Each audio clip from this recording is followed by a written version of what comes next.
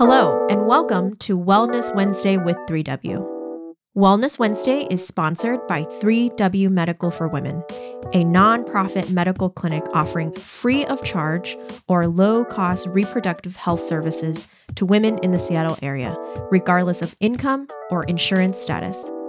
3W does not profit off of the reproductive health choices women make.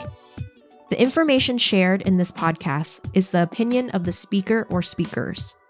Medical information is not intended as individual medical consultation, but for general education only. Always consult your own health professional for personalized advice regarding medical decisions. And if you're in the Seattle area, consider making an appointment to consult with us. I'm Helen Nguyen, CEO and co-founder of 3W Medical for Women and the host of today's podcast. Hi there, Wellness Wednesday listeners. I'm back in the studio, and today we're talking about one of my favorite topics, adoption, and just all that surrounds adoption, because I'm a big advocate for it as an adoptive mother myself, and just going through that process and learning so much about the process, but also learning so much about myself and my husband and all that comes with adoption. It's never a cookie cutter kind of situation. There's always complexities to it. But today I'm sitting down with Laura Belk, who's the president of Nurturing Nations. And we were just, right before I hit record, we were just talking about her kids, and she's the mother of 9, Laura. Correct. Yes. And that is How just lucky am I? Yes, just amazing and beautiful and wonderful. And Laura, can you tell our listeners where you're sitting in your van right now, because your house is chaotic, which I love, which is so cute. And where are you located?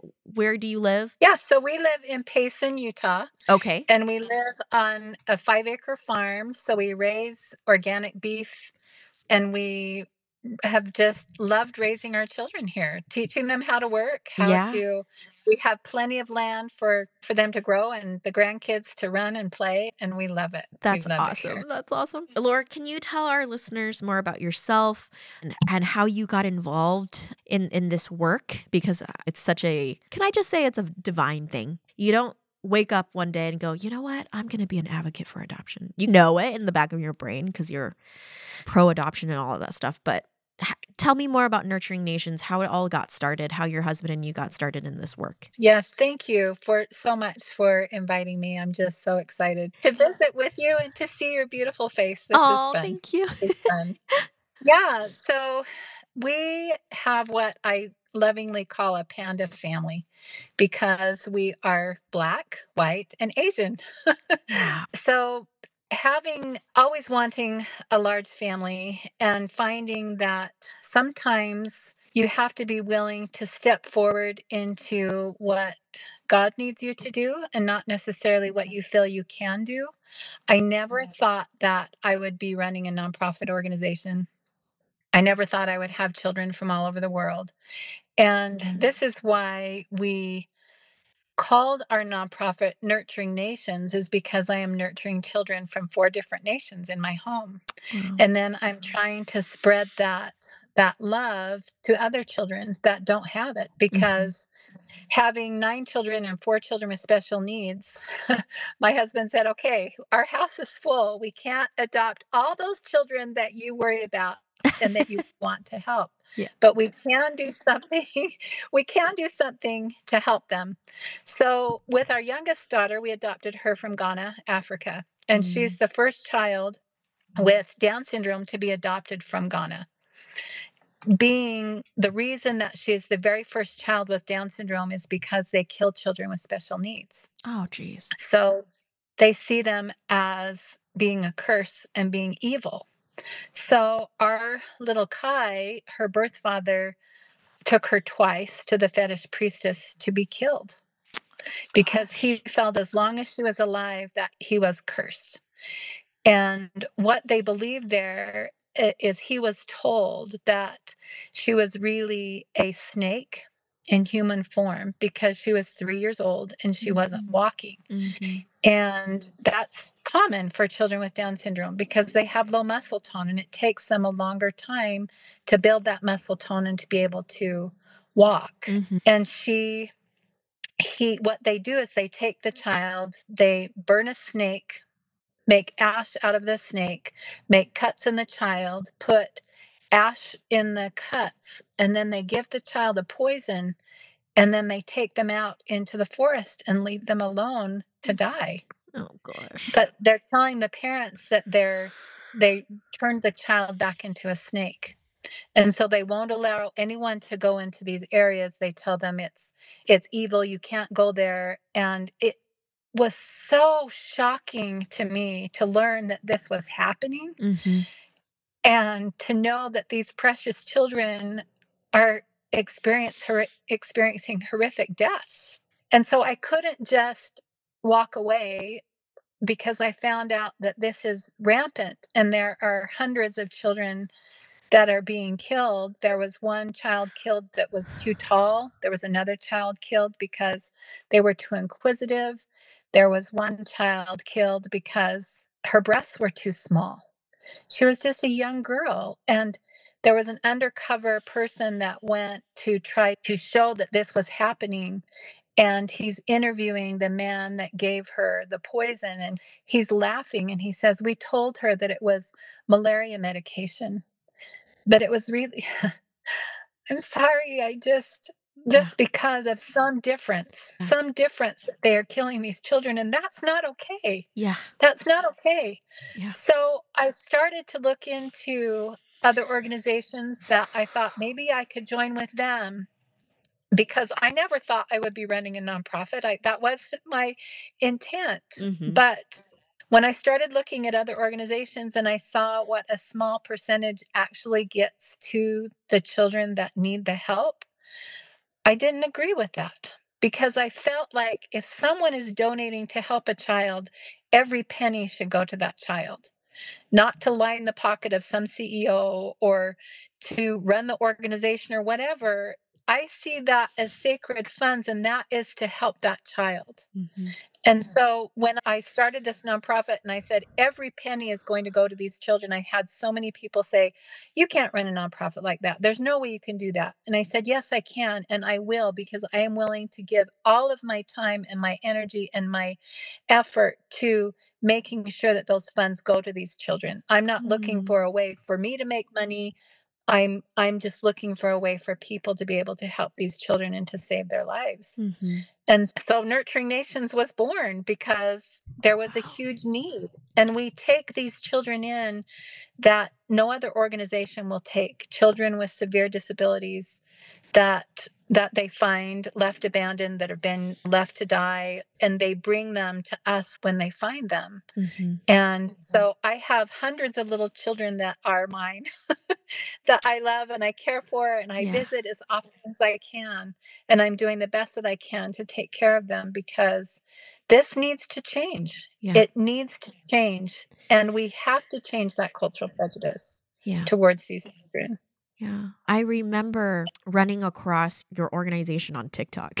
That's where I found you, is on social media and listening to your story. And I think there were pictures of your kids on that video as well. And it was just like, oh my gosh, how can you just leave these kids in a forest somewhere to die? Yeah. It Yeah. just blows my It's mind. hard. It is. It's mind blowing and think, how can that be happening in today's world? Yeah. How can that be happening? And I kept trying to tell myself, no, this really isn't happening. Yeah. But then I went and I was there in Ghana and I met the children and I saw those that they were bringing in that they had found and the children. And my heart was just drawn to helping them Yeah. and to doing something to change that belief that they are evil and to show them that they are really a blessing. They're really a blessing. One story that is the very first one of the first children with Down syndrome that we helped was a little girl named Asibi. And this was when we were just starting to build the Nurturing Nations campus in our school and to help these children. So we didn't have the school up, we didn't have the special care house up, we didn't have any of that built yet. But there was a mother who had a child, a little girl, a CB with Down syndrome, and Mm. they were taking her to the fetish priest to be killed. And the grandmother said, "Okay, I've heard of this organization. Let's see if they'll take her." And so they brought her to the Nurturing Nations campus, and we don't just automatically take the children, we educate the parents about the value of every life. Mm-hmm. So we told a CB's mother, we said, you will find great joy in raising a CB because she is a blessing. And the mother said, but you don't understand.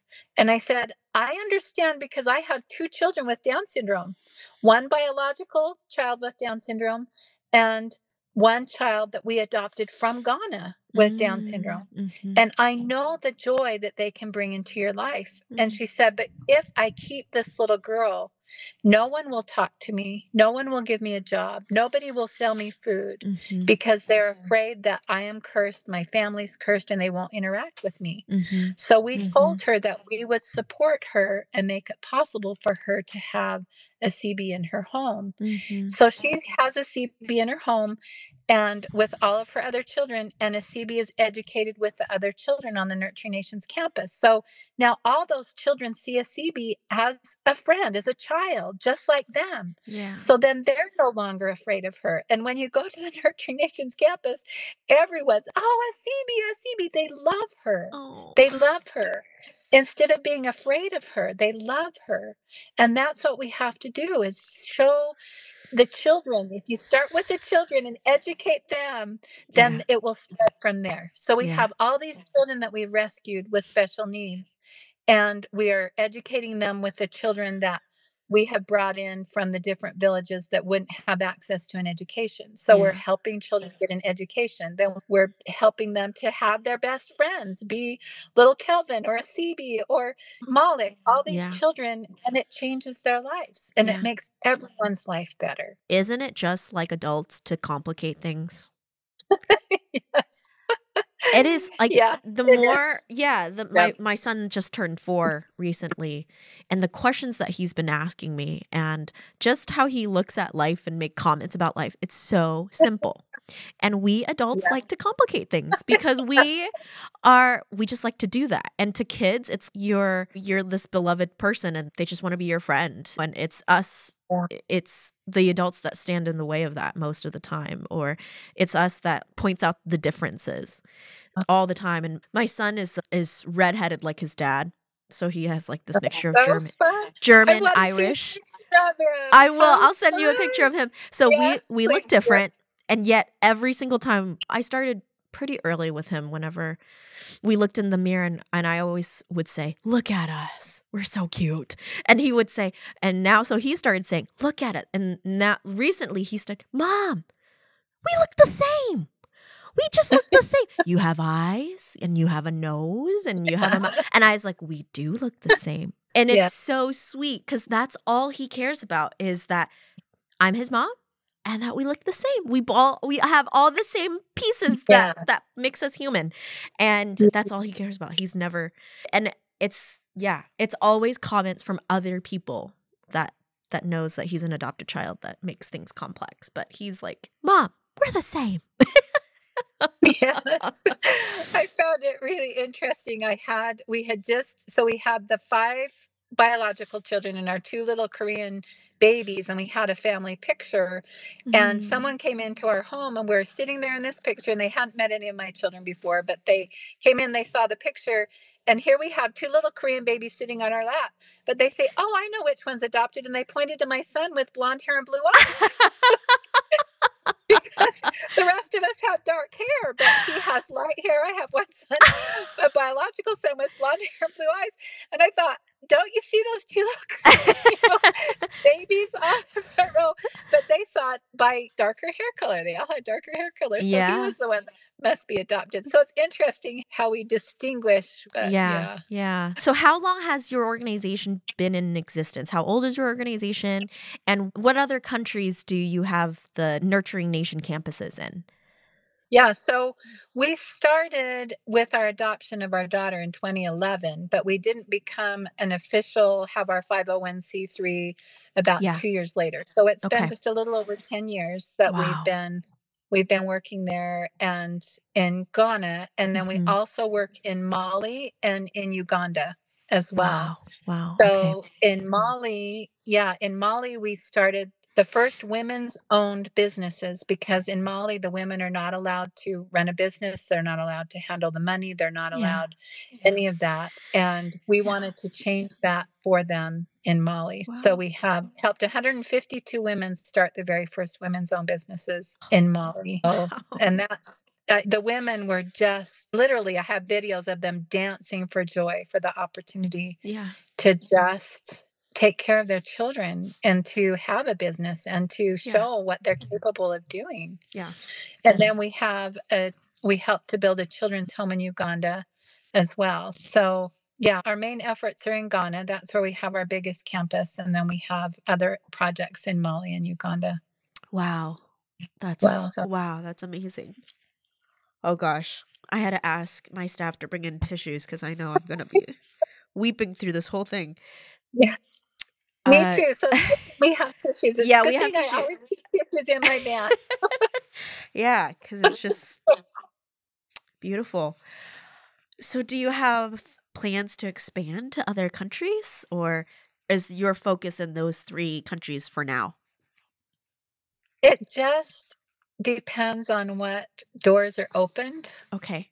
what God opens and what happens. We have to absolutely have people in those countries that we can trust 100% and Sure. that will, and that's the hardest part Yeah. is to, because there's so much corruption, there's so much, and that's Yeah. what makes it difficult to expand because when you're dealing in countries that are living in poverty and then they suddenly have some money, Yeah. it's hard for them to not use that as it's supposed to be. But Sure. I absolutely 100% guarantee that the funds in those countries are being used as the donor wants it used because we have amazing people that are doing the work there. Yeah. And the one story that I have to tell people so that they understand who our team is in the country is I'll share Percy's story.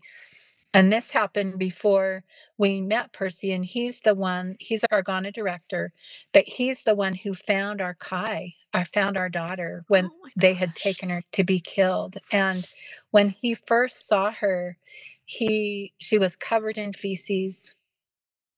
Oh, I'm sorry. Every time I picture my little Kai there, scared and Yeah. all alone and trying to figure out what to do. And she suffers a lot of trauma because of her past that we Yeah. have to deal with that she doesn't understand. Yeah. But Percy saw her and he knew that she was what they called a special child. They call it a special child. And he saw her and he said, I have seen a lot of children in very difficult circumstances. But when I saw Kai, my heart was so drawn to her and he said, but the way I was raised is I was supposed to be afraid of her. I wasn't supposed to approach her. I wasn't supposed to touch her. And he said, but I looked at this little girl and I thought, she's just a child. She's just a child that needs help. And so he took her and got her cleaned up and he decided he was going to try to find her an adoptive family. And everyone said, nobody will ever adopt this child. Why? Why would there are hundreds of other children that need a family? Why would you try to find her an adoptive family? And he said, this is what I'm supposed to do for this little girl. And it was at that time that I had a very sacred experience that I knew about our daughter and I knew where she was and I knew that she was in trouble. And so it's because of him that his willingness to go against what he had been taught his whole life Yeah. and to reach out to her and to help her. But the story that I was going to tell is before we knew Percy, he had a daughter that was really sick. And this story explains who he is and why we can trust him and why he's the most amazing individual. But he needed to take his daughter to the hospital. And in Ghana, if you don't pay up front, they won't look at you. They won't see you. Yeah. And he had $15 to his name. That's all he had was $15. And he thought, we need to take her because she is so ill. We need to see what this $15 will do. And they were getting ready to take her, and a knock was at his door.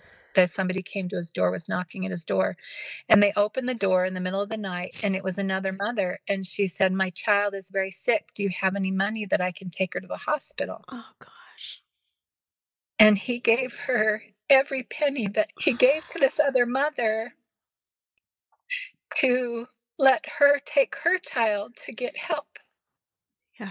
I don't know that I could have done that. I Yeah. don't know that I could have given every penny in my name for somebody else to save the life of their child. But he did. And then he and his wife knelt and prayed all night long. And in the morning, their daughter was completely healed. She was no longer running the high temperature. She was no longer sick because he knew that God would help him if he's willing to help someone else. Wow. And that's who Percy is.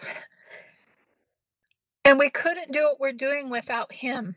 Yeah. Because he is there every day. He's the one that's interacting with these children. He's the one that's bringing the children in. He's the one that's making sure that they are taken care of. And he and his wife, Miriam, are absolutely the most amazing people. They give every moment of their life to helping humanity, to helping other people, and being willing to step out of their comfort zone to help another takes a lot of faith and a lot of courage, but that's who he is. And that's why I can trust him, Yeah. because he will give everything to help somebody else. That's amazing. It is. It is. And without him, Yeah. we couldn't be doing what we're doing. Yeah. We couldn't be doing what we're doing.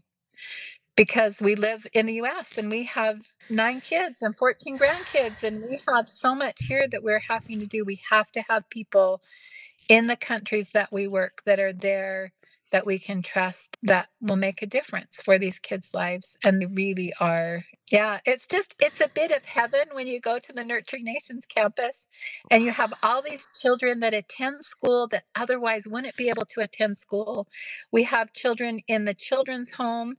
So we have a children's home and we have a special care house. The children's home is where we have children that have been rescued from child trafficking, or that have been abused, or that have been abandoned. And we have children there. And then we also have children in the special care house. But when we built the safe house or the children's home, it was never our goal to have that be a long-term place for these children. We want them to be in families and in a family setting. But adoptions right now aren't happening in Ghana. Very few adoptions are happening. And so Why is that? Yeah, the reason is that there was so much corruption that people were kidnapping children and then saying that they were orphans and then placing them for adoption. So there was so much corruption and so much bad that was happening. Wow. That they had to shut everything down and start again. So Percy was Wow. able to help write the new adoption manual of what the requirements are and how you have to document who the children are and everything like that. And so they're in the process of making that so that it's legitimate and that the children Wow. really are available for adoption, that they haven't been stolen and sold for that. So I really want to get these children in a family setting that's much, much better. But where they're at now is much, much better than where they were. Yes. And so we're doing the best that we can. We're doing the best that we can. So how many children right now in Ghana do you have on your list to match with the family? So in the children's home and the special care house, we have, let me see, around 40. I'll have to look at my list. It's probably about 38 between the special care house and the children's home. Yeah. And some of the children that we have rescued are getting older. And so we now hire them to help care for the younger children. And we help to, we've educated them, and then we have them there to help with the younger children there. Yeah. And they're all my kids. Wow. And I bring them all home if I could. But yes, of course. Yeah. What would you tell a couple out there that has a calling on their life to adopt? Because it is a calling. Not everybody can do what you do. But if there's a hint of it, because I think sometimes people are like, oh, I can't do that. I can't bring another child that's not biologically mine into my home. And then you take a step further, unfortunately, the stigma around bringing children that have special needs into your home. What would you say to a couple that's scared or worried that they can't do it, or just the whole process sounds, we talked a little bit about that before we started recording, but the whole process of adoption is daunting. And I can say that from experience of walking through it. And my own experience wasn't, it's probably the most cushy experience you can get, having a domestic adoption versus international. And my child doesn't have a disability and all of that stuff. So what would you say to ease their anxiety that if it's a calling on your life to be an adoptive parent, would you take a chance on this situation? Because just thinking, I was like you in the sense of, there was this family, I'm not like you because you're extraordinary, but there was this family of 5 siblings that were up for adoption in Arizona or something like that. And I put in our application for it before I told my husband. I was like, just sent the social worker our home study without, because it was like, they were so cute. They were a set of twins, and one of them was in a helmet because his head was all misshapen. And I was like, that's it. I got to get the kid with the helmet. Yeah. It wasn't until I came home that I was like, I did something. How did he respond? He was like, what did you just do? I mean, knowing his wife, he was like, okay, I get it. But also, like, he was just looking around. Our house is pretty small. And he was like, where are we going to put all of them? And I was like, we'll figure it out. I was like, we'll figure it out. They're small. We have one big room and we can just get bunk beds and we'll deal with it. But he was like, okay, but what did you next time, can you run it by me before you put in an application? But it turns out they went to a beautiful family in Oregon with a giant farm that they could all run around and be with a bunch of animals and stuff like that. But that story, I tell that story because it was a sibling set of 5 and they wanted to keep them all together. And there were 5 and under. So the youngest was like only a few months old and their parents died, I think, in a tragic accident. And so, and like I said, a set of twins in the middle of the siblings. And when I called the social worker and checked up and I was like, hey, so where's my application? You think I'll make it to the next part? And she goes, oh, honey, you need to get in line. This story broke on social media their story broke on social media. And she said there were 500 applications in an hour for these kids. Wow. Don't you love that? I loved it. Love that? Yes. I know. Even though I was like, oh, I want them to be mine. I was like, I'm so glad that many people is willing to submit an application for a sibling set of 5. It wasn't just one kid. It was 5 kids. Yeah. And that's beautiful to me. I was like, I was so glad that's the case. But people don't know. But I'm sorry, just getting back to my original question of what would you say to people who think they can't do what you do? Yeah, there are people that have that pull. They have that feeling that, oh, yeah. And that pull is a significant thing. If you feel drawn to adoption, that is like your calling. Don't let all those negative things overwhelm you in thinking, oh my goodness, I can't do this. I can't do this. Because you can do hard things, but you have to be willing to step into that space where you think, oh, I can't do this. What am I doing? Yeah. Then you have to step into that. And then you see, oh my goodness, I am so thankful that I did. Yeah. But it doesn't mean that it's easy. Yeah. It doesn't mean it's easy. And all of my children suffer trauma from their adoption, even though we adopted from Korea and from China and from Ghana. And even though the children from Korea and China, they had really good care, they still suffer from that separation from their birth mother. Yeah. And one of the books that I recommend is called Primal Wound. Have you heard of that? Yes, I talk about it a lot. Do you? Yes. I recommend that to all adoptive parents because it helps you to understand where your child's coming from, and you can't be threatened by their love or their yearning for their birth mother. Yes. So my set of twins from Korea, one of the twins just yearns and aches and cries and prays for his birth mother. He misses her desperately. The other twin, he doesn't want to talk about it. He says, they're not my parents. They're Yeah. not very different. Each of my children have approached adoption in a very different way. But I have to go to that pain with him, to that pain and that hurt, and say, I wish you could have stayed with her. I wish you could have. I really do. But I am so thankful that I get to have you as my son. Yeah. But I understand that hurt. Yeah. And we have to, as adoptive parents, not feel threatened by that. You have to see why they hurt. And my daughter from China, she is just angry at her birth mother because she was just left abandoned in an open air market. And she has what's called Duane radial ray syndrome. So she was born without thumbs, and then it affects the whole left side of her body. So her vision, her hearing, and then she's missing her whole forearm. So her hands at her elbow level. Yeah. And it's most likely that either her mother or her father had this disability as well.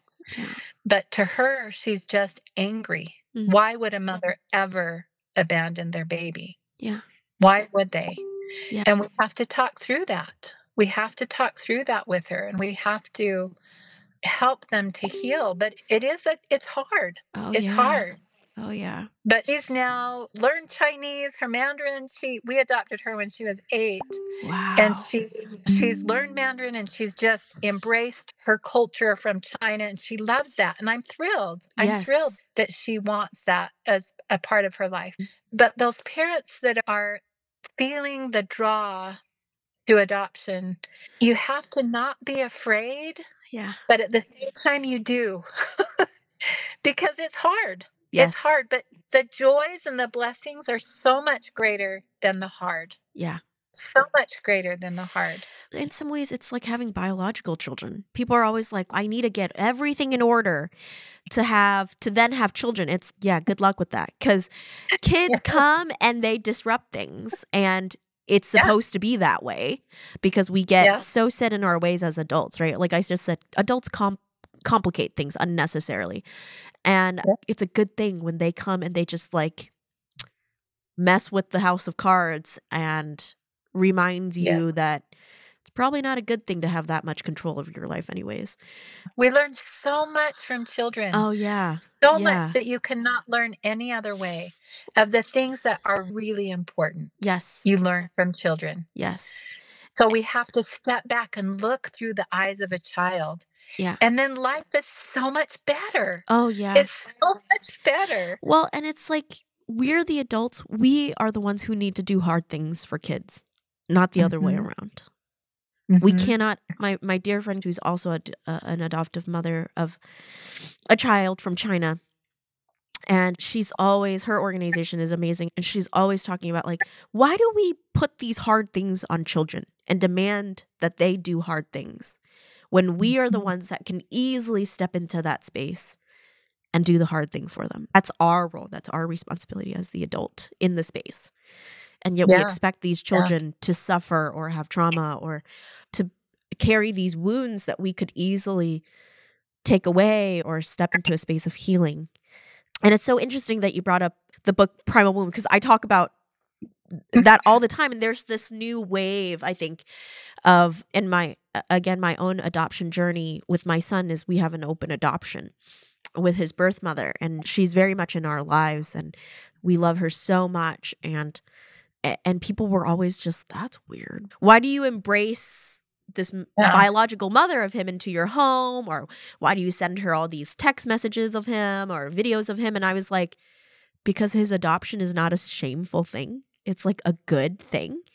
And there's so many just my cultural background in being Vietnamese and stuff. There's still a misunderstanding of what adoption can be in these types of communities that are like, don't talk about adoption. He's going to grow up having these like issues with it. And I always came into it, the more I try to hide it that he's adopted, the more there's this shame factor that comes with it. And so very much from the day he could understand and listen somewhat, we've always talked about his adoption as being so special, that he was so wanted by so many people. And I'm hoping that the primal wounds that he'll carry, because that's unfortunately and fortunately, that's just what adoption, that comes with the adoption process, is like this. Hopefully we can have those types of conversations that you've had with your kids very openly, wherever he lands one day, with realizing that he's not biologically ours. But do you think that, how old are your kids now? What are the range of ages in your family? Yeah, so my oldest son is, let's see, I have to think through, 38, and then our youngest is Kai, who is 17. She's going to be turning 18 in May. Oh my And so gosh. our twins will be turning 20 this weekend. Wow. And yeah, so we have quite the spread. And then I have 14 grandkids. So my oldest grandsons are 13, and then down to my daughter who's expecting her second baby. Oh, yeah. So we're spread out. Yeah. But the thought with helping children to be proud of their adoption. So our youngest from Ghana, the first thing she tells anybody that meets her, she's like, "Hi, I'm Kai, and I was adopted from Ghana when I was 4 years old, and this is my mom, and this is my dad." And she's just so excited, and she tells them, and my brown skin is because I'm from Ghana, and I love root beer because root beer is the color of my skin. But she's just so proud of everything, and I love it because Yes. people are like, "Whoa." Yeah. Yeah. But she loves to tell them right off, "Yes, I was adopted from Ghana, and this is my mom and dad." And it Oh just, I love that gosh. she's proud of it. So we've Yes. always talked about adoption, and our family was made up with Yes. wonderful miracle of adoption, and we try to help them to be proud of that, and to tell people, "Yeah, I'm adopted," and Yeah. that it's a good thing. It's a good thing Yeah. instead of a negative thing, that it's a wonderful thing, and that they're proud of it. That's what Yes. they need to know, is they're proud of it. Yes. And how did your biological children, what conversations did you have with your biological children introducing the adoptive children into your home? It actually was really simple. Yeah. We told them, when we were adopting the twins, it was Christmas time, and we had them open up a box, and we just said, "You have two new little brothers that are going to join our family." And they just thought it was no different than just if I was giving birth to them. It was Yeah. just like, "Oh, I have new little brothers." And we just Wow. talked to them that way, that it was just, yeah, we're having more. And it's so funny because my kids the other day, we were doing something, and I was joking with them, but they really thought that I was adopting more kids. They're like, "Mom never knows when to quit." She would just adopt more and more because I would. But Yeah. they would be very open to that. Yeah. My One of my sons, one of the twins, he's, "Mom, we should adopt more. We need to have babies. We need to have this and this." And he's so excited and wants to adopt more. And I say, So "But we sweet. reached the point where mom and dad are getting older."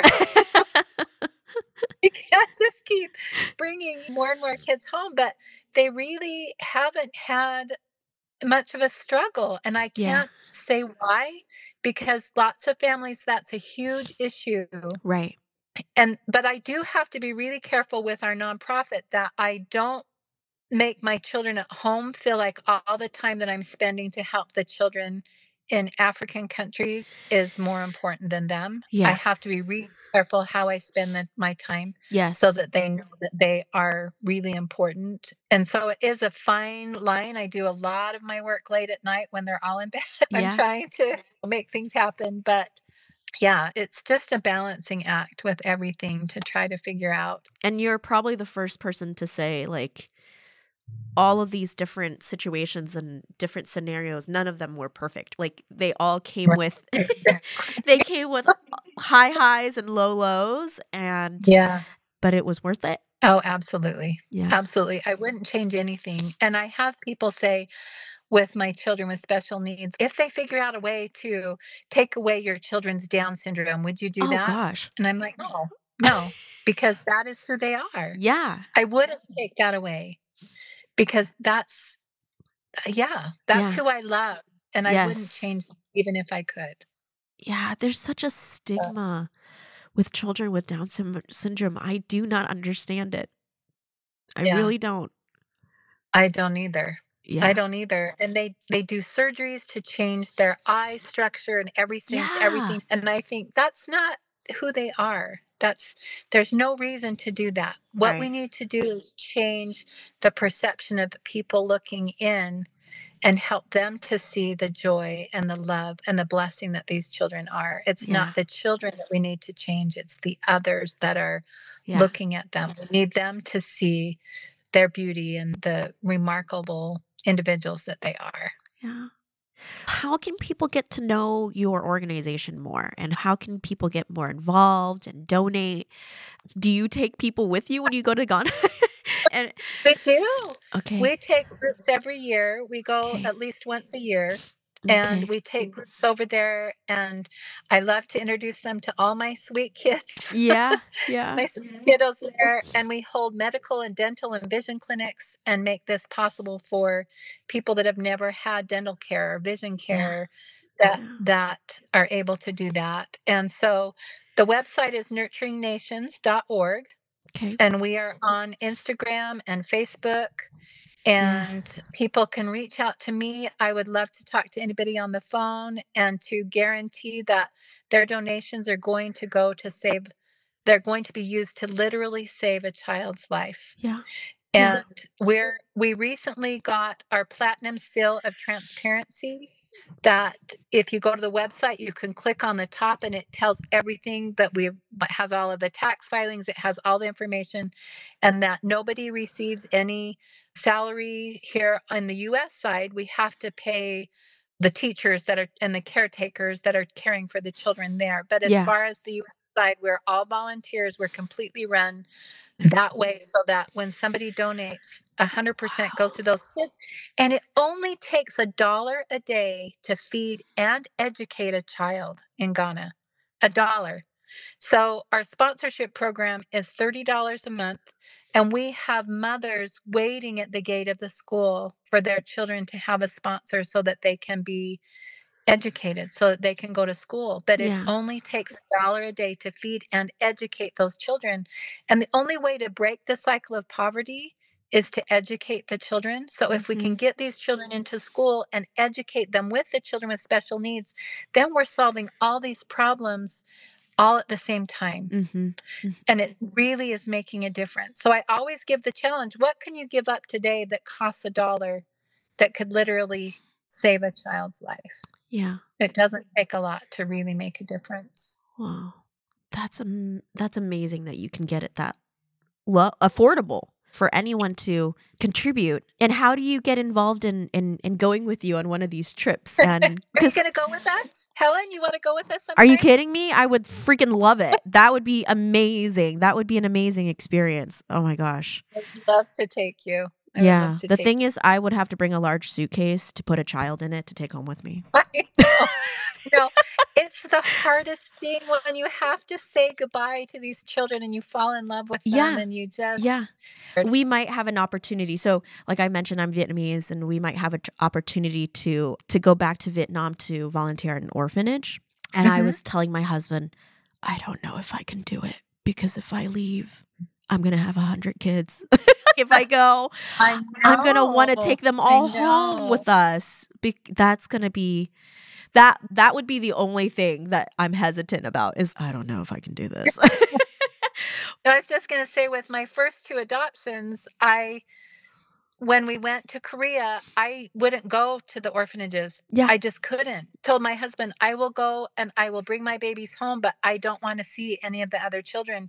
And it was the same in China. They said, Yeah. "Okay, we can go and we can go to the orphanage." And I'm Yeah. like, "I can't. I Yes. can't. Emotionally, I can't do it." Yeah. But then I have to deal with it in Africa. So I was gradually prepared a time with each of my adoptions. But it is an emotional roller coaster every time I come back, Yeah. because I want those children to have the best life possible, and I love them so much. And when Yeah. I'm there, I'm just giving them so much love. And they're like, "Who is this lady?" Once a year, and here I come rushing up to them. I pick them up and I love them and hug them and kiss them. But they don't. They forget who I am between one year and the next when I'm there. But I see their pictures and their updates, and I just Yeah. love them so much, and I just really hope that we can get adoption opened up so that we can get them in families. Yeah. Yeah. And how does your husband So play a part in it's all of this? yeah, he's an amazing man. There are not many men that would do what my husband does in adopting 4 children and having 4 children with special needs, and then starting this whole process and trying to build the school and everything. He is just an amazing individual. But I do have to tell you, when I started the idea of adoption, he wasn't open to it. Yeah. He didn't.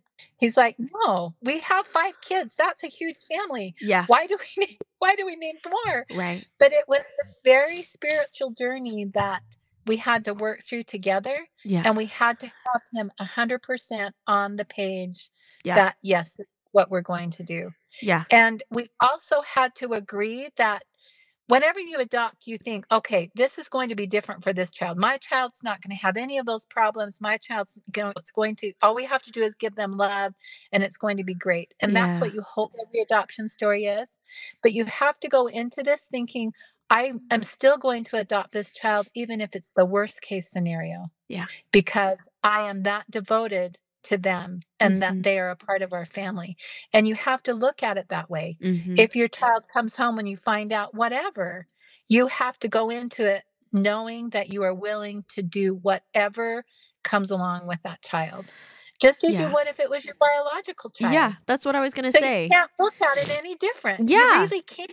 Yeah. And that's what I tell adoptive parents. You can't look at this and say, oh, make up these excuses. No. Once you adopt, that child is absolutely the same as if you had given birth to that child. Yes. There's no difference, and you have to Yes. look at it that way. Yeah, people always like, "Oh gosh, I don't know if I can deal with that situation, adopting a child with special needs or a child that comes with baggage in the sense of trauma or addiction or anything like that." And it's like, you don't know that with your biological children either. Like, you're rolling the Exactly. dice with your bio kids Exactly. too. And Exactly. It's so true, and we have to stop that stigma in yeah. thinking that, "Oh, they're gonna have this," or they your biological kids are absolutely too, and Yeah. you just cannot look at adoption that way. Yes, and in fact, my daughter from Ghana tells everybody she was born in my tummy when Oh. she was 4 years old. She tells them, "I was born in mommy's tummy when I was 4 years old." Because she knows that she is that's who she is. She Yeah. is just the same as if I had given birth to her, and Yeah. there's no difference. Yes. There's no difference. Yeah. Absolutely. Yeah, and what would you I don't know if you've seen this on social media, but there's this movement to place children, specifically Black children, in only adoptive Black families. Or there's this stereotype that they would not be loved by white families, or they would not be loved by anyone else other than just their Black community. What's your response to that? So my response is, what if there was a Black family that adopted a white child? There's no difference. Yeah. There is no Yeah. difference. That child is loved and can be loved just as much by no matter what nationality they are Yeah. being adopted from. Yeah. So it is, you look at it from so many different lenses, Mhm. but you have to think, is this child's life going to be better being with this family that's like you? You have a different Mhm. nationality than your child. Is this child going to have a richer, fuller life knowing different cultures, different ethnicities, different, Mhm. they are going to be a more well-rounded person than Mhm. if they are just in a white home or Mhm. with white parents or with Vietnamese parents. But if we have families that are mixed, then we become a more accepting world and a Mm. more accepting society. But I think having mixed race families makes the world better.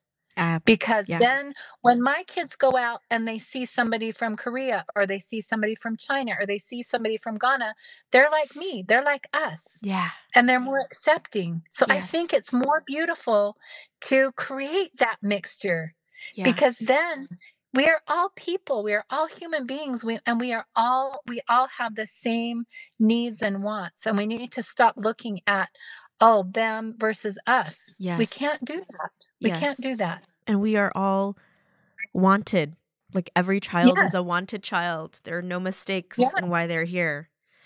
And I just think, again, we as adults complicate things and we think that's the best scenario for this child when they could be placed in a loving family more faster. But yet we're holding them back based on these outside factors. The And prejudices that we have hold yeah, us back. yeah. And we Yeah. put, again, we make the child suffer, or we put these issues on the child based on our own blinders when it comes to Yeah. race and culture and all of that stuff. Yeah, thank you so much for sharing your opinion about that, because it bothers me. It bothers me greatly that we have people who are gatekeepers to these children who think they know what's best for them and would prevent them from being brought into a home that could help them thrive in their life. Yes. And see So, the world a different lens. That's what we've got to look at the world through a different lens. yeah.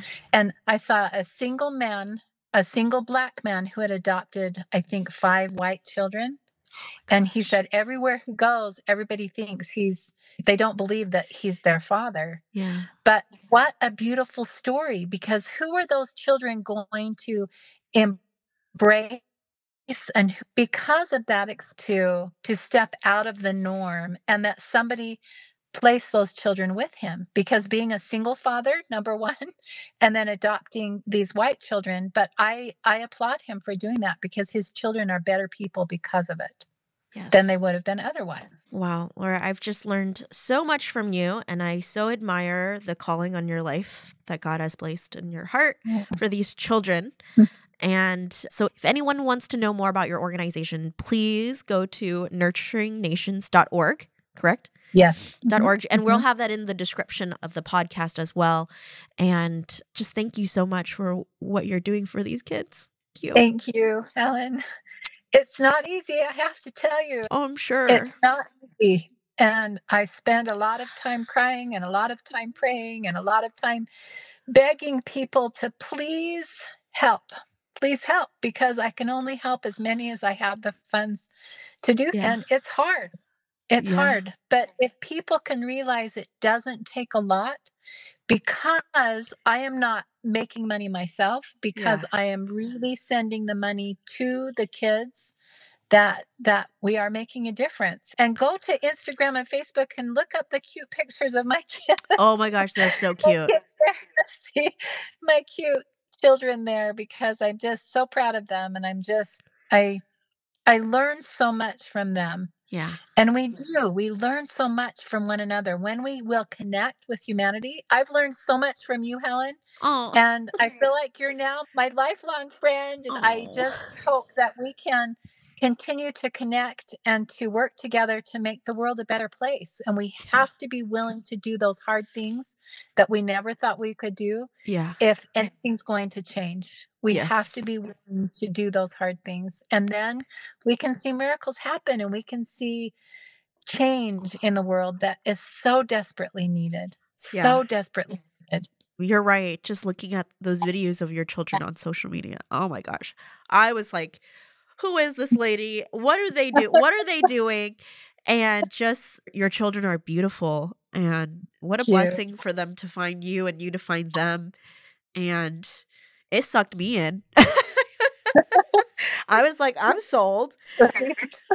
Yeah, it's just so beautiful. sweet. It's so beautiful. Your family is gorgeous, and Thank you. just thank you if you don't get that on a daily basis from people in your life. Thank you for doing what you do. Thank you to your husband for saying yes, even though he was scared. Because it is, Yeah. my husband was too. My Mhm. husband was very scared too. And yet Wow. this morning, my husband and my son's faces were almost touching as they were sleeping. And I'm like, What were Oh, you scared of? And now you are like yeah. attached like no other. Yeah. Yeah, And my just husband thanked me for pushing him because he said, I have learned so much and I have changed as a human being because you were willing to push me into doing something I felt uncomfortable doing. yeah, And he's grateful for that. yeah. And I'm grateful for that because we are more who we are through our trials and our difficulty than we are through the ease of our life. That's Yes. we become it's so important to be able to do those hard things because then we Yes. start to see things through different eyes and see the value of every human being. And no, we have to do those hard things. And then you see those beautiful moments like you shared with your husband and your son. And they're like, thank you for helping me to be able to do that. Oh, yeah. Definitely. I think when you put yourself out there for a kid, you just won't be disappointed. Yeah, that's right. Yeah. And Right. you think you love your kids, and then you have them or you adopt them, and you're just like, holy cats. I did not know my heart could love children to this extent. Yes. Yeah. So thank you It's for what you so true. do. Thank you. Thank Thank you for your you. organization. Thank you for what you guys are doing in Africa. And I hope our listeners be inspired. If anyone's out there that's has it on their heart or feel a tug on their heart to open their homes to children that are not biologically theirs, I guarantee you're not going to be disappointed because there are kids out there Right. that really need you. And you're not Yeah. alone because the adoption community is huge and there's so much support these days. There's Oh, these yeah. amazing resources out there that you can tap into. And I'm sure, Laura, if there are any folks out there that would like more information, could they get in contact with you? Absolutely. Okay. Absolutely. Yes. Yeah. Reach out to me. I love talking about adoption. I love Yeah. helping parents to calm their fears. I love Yeah. giving options and just thinking about the children that are on the child waiting lists. There are Yeah. child waiting lists, and you can look through those pictures and you think, oh my goodness, these are Oh, beautiful children. And they don't have to have, if you adopt a child with a special need, it's cheaper because there's oftentimes grants that are in place. yeah. And it doesn't have to be a significant disability in order to receive that help. So you Yeah. don't have to think that it's a major disability. There are children that have just a birthmark or Yeah. something, Or a but they're cleft lip. listed as, Yeah. yeah, yeah. Yeah. And they're listed, several of my children were listed as unadoptable because of their disability. And I think Wow. that is absolutely wrong. No child is Yes. unadoptable. Amen. No child is unadoptable. Yeah. Every Yeah. child has the right to be loved and deserves a family. They deserve a Yes. family. Yeah. I wish I Oh. could give you a big hug and Oh. be there in person. Well, I have to come out to Utah. Now that I know you, I got to come out to Utah and see you in person and I would love that. amazing. Thank you. Yeah. Thank you.